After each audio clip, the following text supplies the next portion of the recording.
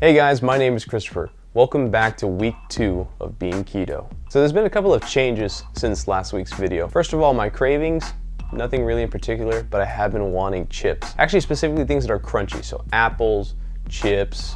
You know, it's funny, in regards to my dreams, I actually dreamt last night that I drank Coke and I was like, oh man, I already messed up, super easy, and it actually is, but thank God it was just a dream. Now, exercise hasn't been as much as I want, but I have been making some progress. Let me get my planner. All right, so we actually had our first week of exercise. On Monday the 8th, I went running, so green star right there. And then I didn't go until Wednesday again, did 2 miles then, so please add a green star right there. And then in regards to the rest of the week, I didn't really go running, but on Sunday, the 14th, Natalie and I did go out to the bike trails. So I don't know if you want to count that or not. I mean, it is exercise. Why not? Green star, right? I've been wanting to go out running again, but today's like the first day that McAllen sees a dramatic weather change, so it's like in the 30s right now. It's black ice and everything. It's crazy. Maybe we'll see some snow again. Now, in regards to the changes of my weight, let's go ahead and cut to the video. All right, so I want to film this part really quickly because my mom made lunch and I want to film this while I'm lean. Last week we were 215. Let's hop on the scale and see what we are this week. 214, 12, 10. Starting to move. 209. Can I get away with 208?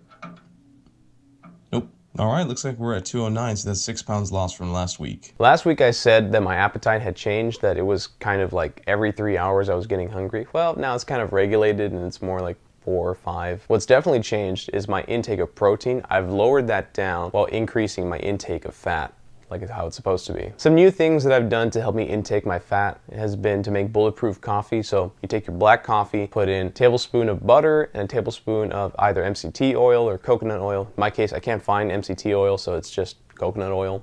Then you put it in a blender, and it really helps that I've got a NutriBullet here at home. Blend everything together, and it's super frothy and delicious. Some other things that have helped me is that whenever I eat my protein, I put a little side of something that's fat, so sour cream or some avocados. Also, cooking with butter really helps. Now, I'm excited for next week because next week is week 3, and that's when I believe is enough time for your body to start seeing some changes. So 1 more week, baby. Now, last week, y'all had posted some questions down in the comment section. I want to go ahead and address those. First question is, what is keto? The ketogenic diet is a high-fat, adequate protein, low-carbohydrate diet that forces the body to burn fats rather than carbohydrates. The body can only store a 2-day supply of glucose in the form of glycogen, so after 2 days of consuming 20 grams of carbohydrates or less, most people go into ketosis. Next question is, how does keto affect cholesterol? A very low carbohydrate ketogenic diet or less than 20 grams of carbs increase HDL levels substantially more than low-fat diets do. So if you need to increase your HDL levels, a ketogenic diet can be a useful dietary intervention. Following that, we've got how does keto affect high blood pressure? Maintaining a diet with 50 or fewer grams of carbohydrates per day will affect or lower your high blood pressure. In the case of keto, you're taking in less than 20 per day. And finally, the last question for this video is, what happens if you eat too much protein? It's very easy for the body to convert amino acids into glucose. Too much protein will kick you out of ketosis, turn amino acids into glucose, and cause an insulin reaction, which will cause your body to store that newly created glucose as fat. So in other words, don't eat too much protein because your body's gonna store it as fat. It'll also throw you out of ketosis, so you gotta start the 2-day cycle over again. So that wraps it up for last week's questions. If you ever have any more, guys, you can always comment down below and I'll be sure to answer them in the next week's video. I wanted to make a quick plug-in, guys.